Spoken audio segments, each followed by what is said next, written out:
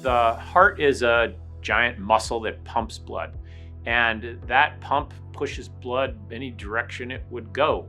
What keeps the blood moving forward are a series of valves in the heart. The valves can become diseased, and when they become diseased, that can lead to either the valves becoming leaky or narrowed, which puts stress and strain on the heart and can manifest with symptoms of heart failure and shortness of breath, and sometimes even death.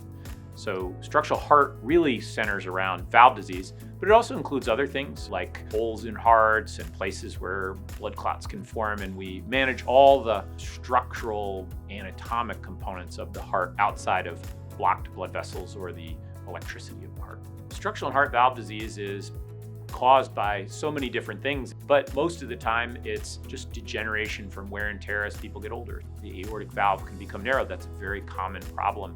That's primarily just related to wear and tear on a valve that's opening and closing 72 times a minute for your entire lifetime. It's a lot of motion on that valve, and that can lead to wearing out. But some people are born with genetic problems to their valve that leads to early degeneration. And then for other valves like the mitral valve, sometimes it's wear and tear, but also sometimes it's a secondary phenomenon. So if somebody's had a heart attack and their heart doesn't pump well, that pulls open the mitral valve and can make it leaky. So sometimes it's a direct problem with the valve itself. Sometimes it's a problem with the structure and function of the heart that impacts on the valves. Valve disease, unlike coronary artery disease, is less preventable. So, if somebody has a heart attack, you can say that would be preventable by not smoking and eating healthy and taking care of yourself and being physically active.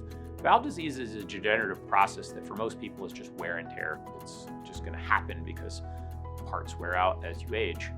But certain diseases like mitral insufficiency, where it's caused by a problem with the pumping function of the heart, oftentimes is the result of having had a heart attack. So ultimately, what we want to do is focus whatever treatment is available, whatever we know works well for the individual patient's needs in the least invasive way possible to get them the best long-term outcome.